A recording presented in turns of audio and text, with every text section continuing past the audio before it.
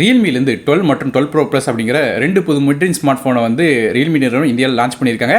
So இந்த ஃபோனில் வந்து சூப்பரான கேமரா இருக்குது. மேலும் இந்த ஃபோனில் எல்லா விஷயங்கள் இருக்குது. மேலும் இந்த ஃபோனோட பாசிட்டிவ் நெகட்டிவ் என்ன முதற்கொண்டு எல்லா விஷயத்தையும் டீட்டெயிலாக இந்த வீடியோவில் பேசலாம்.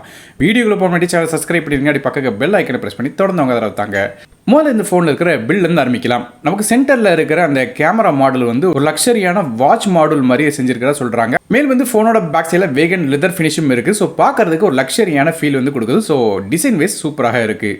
மற்றபடி ஃப்ரண்ட் சைட் டிஸ்பிளே பற்றி பார்க்கலாம். இந்த ரியல்மியோட 12 ப்ரோ மற்றும் 12 ப்ரோ ப்ளஸ் ரெண்டுலேயுமே வந்து ஒரே டிஸ்பிளே தான். அதன்படி பார்க்கும்போது ஒரு 6.7 இன்ச்சுக்கான ஃபுல் HD ப்ளஸ் ரெசல்யூஷன் உள்ள கர்வ்டு AMOLED டிஸ்பிளே கொடுக்குறாங்க. இந்த டிஸ்பிளேக்கு 120 ஹெர்ட்ஸ்க்கான ரெஃப்ரெஷ் ரேட் இருக்கு, 360 ஹெர்ட்ஸ்க்கான டச் சாம்பிளிங், 2160 ஹெர்ட்ஸ்க்கான high frequency PWM dimming support இருக்கு. ஆனால் லோ பிரைட்னஸ்ல வச்சாலும் டிஸ்பிளேல இருந்து ஃபிளிக்கரிங் இருக்காது. மேலும் 100% DCI-P3 கலர் கேமரா சப்போர்ட் இருக்கு. அது மட்டும் இல்லாமல் 950 நிட்ஸ் வரையும் பிரைட்னஸ் வந்து போகும் சொல்றாங்க. அதாவது ஒரு 1500 நிட்ஸ் அப்படி மாதிரி கொடுத்திருந்தாங்கன்னா இன்னும் கொஞ்சம் பெட்டரா இருந்திருக்கும். ஸோ இப்படி பார்த்தாலும் நமக்கு வந்து அவுட்டர் கண்டிஷன் யூஸ் பண்ணுறதுக்கு நல்லா தான் இருக்கும். இருந்தாலும் வந்து ஃபுல் சன்ல வச்சு யூஸ் பண்ணும்போது நமக்கு வந்து டிஸ்பிளேயோட எலிஜிபிலிட்டி கொஞ்சம் கம்மியாக இருக்கும். மற்றபடி in display finger print scanner இந்த டிஸ்பிளேயோட கொடுக்குறாங்க. இது ஒரு பஞ்சுவல் டிஸ்பிளேயாக வருது. ஸோ டிஸ்பிளே வந்து ஒரு நல்ல ஒரு சூப்பரான டிஸ்பிளே கொடுத்துருக்காங்க. நான் ஏற்கனவே சொன்னேன், இந்த பிரைட்னஸ் மட்டும் கொஞ்சம் கம்மி. அதுவுமே வந்து இண்டோர் யூசேஜ் அது போக வந்து நார்மலான கண்டிஷனில் வச்சு யூஸ் பண்ணும்போது பெரிய பிரச்சனையாக இருக்காது. அடுத்தபடியாக இந்த ஃபோனோட பெர்ஃபார்மன்ஸ் பற்றி பேசலாம். இந்த ரெண்டு ஃபோன்லேருந்து ப்ராசர் வந்து வித்தியாசப்படுது. அதன்படி பார்க்கும்போது நமக்கு வந்து ரியல்மியோட 12 ப்ரோ பார்த்துட்டிங்கன்னா நமக்கு ஸ்னாப் ட்ராகனோட 6 Gen 1 அப்படிங்கிற ஒரு லேட்டஸ்டான ப்ராசர் கொடுக்குறாங்க. இது ஒரு 2.2 GHz கார்டஸோட A78 கோர்ஸ் பேஸ் பண்ணிக்கிற ப்ராசர். கிராஃபிக்ஸ்க்காக வந்து அட்ரினோட 710 GPU பயன்படுத்துகிறாங்க.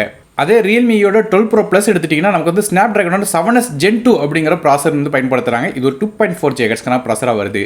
கிராஃபிக்ஸ்க்காக இந்த ஃபோன்லேயுமே வந்து அட்ரினோட 710 GPU வருது. அதாவது CPU மட்டும் தான் மாறுதே தவிர மற்றபடி GPU அதாவது கிராஃபிக்ஸ் யூனிட் வந்து ஒரே யூனிட் தான் கொடுத்துருக்காங்க. அதனால் ரெண்டு ஃபோன்லையும் கேமிங் எப்படி இருக்குன்னு கேட்டிங்கன்னா மிட் செட்டிங் கேம்ஸ்லாம் விளையாடலாம். சில ஹெவியான கேம்ஸ் வந்து கண்டிப்பாக விளையாட முடியும். மேலும் முக்கியமான விஷயம் என்னன்னு கேட்டிங்கன்னா இந்த ரெண்டு ப்ராசரில் வந்து என்ன வித்தியாசம் அப்படின்னு பார்த்தீங்கன்னா ரெண்டு ப்ராசரும் அடுத்தடுத்த ரேங்க் தான் இருக்குது. அதாவது ரொம்ப ஒன்றும் பெரிய வித்தியாசம் இல்லைங்க. முதல்ல ஸ்னாப் ட்ராகனோட 6 Gen 1 ப்ராசரோட ரேங்கிங் அதே மாதிரியாக நமக்கு வந்து ஸ்னாப் ட்ராகனோட 7S Gen 2 ரேங்கிங்கை நீங்கள் பார்க்கலாம். ஸோ பேசிக்காக பார்க்கும்போது ஆன்டி-2 ஸ்கோர் மாதிரியான விஷயங்கள் எல்லாமே கிட்டத்தட்ட ஒன்று போல தான் இருக்குது. பெர்ஃபார்மன்ஸ் எல்லாமே ஒன்று போல தான் இருக்க போது எந்த ஒரு வித்தியாசமும் இல்லை. ஸோ அப்படி இருக்கும்போது ரியல்மியோட 12 ப்ரோ ப்ளஸில் கூட கொஞ்சம் பெட்டரான ப்ராசர் வந்து பயன்படுத்திக்கலாம். போனதையும் ரியல்மியோட 11 ப்ரோ ப்ளஸில் வந்து இதே ப்ராப்ளம் தான் இருந்துச்சு. இந்த இடையும் வந்து அதே மாதிரியாக வந்து ஒரு லோயர் எண்ட் ப்ராசர் தான் பயன்படுத்தியிருக்காங்க. ஸோ ப்ராசரில் பெரிய அப்கிரேட் இல்லை.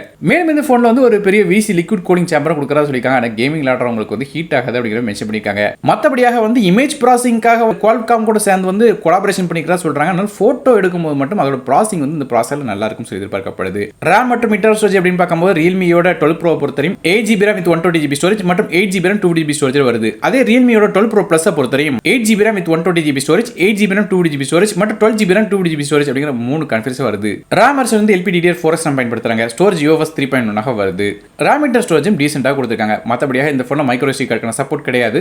இந்த ஃபோனுக்கு OS அப்படின்னு பார்க்கும்போது இது Android 14 OSல ரியல்மியோட UI 5.0 அப்டேட்ல வருது. மற்றபடி இந்த ரெண்டு ஃபோன்லையும் வந்து 2 வருடத்துக்கான ஆண்ட்ராய்ட் அப்டேட்ஸும் 3 வருடத்துக்கான செக்யூரிட்டி பேட்ச் அப்டேட்ஸும் தரதாக சொல்லியிருக்காங்க.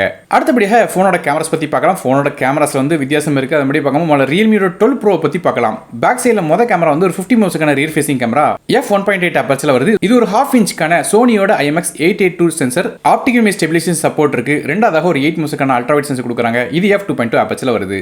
மூணாவதாக ஒரு 32 மெகாபிக்சலுக்கான சோனியோட 709 அப்படிங்கிற ஒரு டெலிஃபோட்டோ கேமரா கொடுக்குறாங்க. இது வந்து 2x டெலிஃபோட்டோ கேமராவா வருது. மேலும் வந்து 4x வரையும் நமக்கு வந்து ஆப்டிகல் ஜூம் சப்போர்ட்டும் இருக்கு.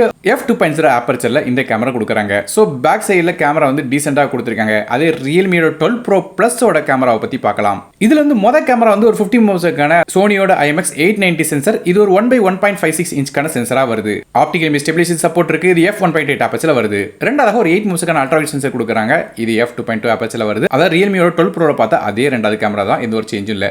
மற்றபடி மூணாவது கேமரா வந்து ஒரு 64 மெகாபிக்சலுக்கான பெரிஸ்கோப் லென்ஸ் கொடுக்குறாங்க. இது வந்து ஆம்னிவிஷனோட OV64B அப்படிங்கிற சென்சராக வருது. 3x பெரிஸ்கோப் டெலிஃபோட்டோ கேமராவாக கொடுக்குறாங்க. மற்றபடி 6x வரையும் வந்து நமக்கு வந்து இன் சென்சார் ஜூம் கிடைக்குது. அதுபோல் 120x வரையும் நமக்கு வந்து டிஜிட்டல் ஜூம் சப்போர்ட்டும் இருக்கு. ஸோ கேமராவோட குவாலிட்டி பார்த்தீங்கன்னா நமக்கு வந்து இந்த ஃபோனில் நல்லாவே ஆப்டிமைஸ் பண்ணிக்கான்னு சொல்லலாம். இந்த அல்ட்ராவைட் கேமரா தவிர மற்ற ரெண்டு கேமரா வந்து கண்டிப்பாக சூப்பராக பெர்ஃபார்ம் ஆகுது அப்படின்னு சொல்றாங்க. குறிப்பாக இந்த ரியல்மியோட 12 ப்ரோ ப்ளஸ் எடுத்துக்கிட்டீங்கன்னா பிரைமரி கேமராவும் இந்த பெரிஸ்கோப் கேமராவும் சூப்பராக கொடுத்துருக்காங்க. மற்றபடியாக செல்ஃபி கேமரா அப்படின்னு பார்க்கும்போது ரியல்மியோட 12 ப்ரோ பொறுத்தவரையும் 16 மெகாபிக்சலுக்கான ஃப்ரண்ட் ஃபேசிங் கேமரா கொடுக்குறாங்க. இது f2.45 அப்பர்ச்சர்ல வருது. அதே ரியல்மியோட 12 ப்ரோ ப்ளஸ் பொறுத்தவரையும் 32 மெகாபிக்சலுக்கான ஃப்ரண்ட் ஃபேசிங் கேமரா கொடுக்குறாங்க. இது சோனியோட சென்சராக வருது. இதுவுமே f2.45 அப்பச்சர் வருது.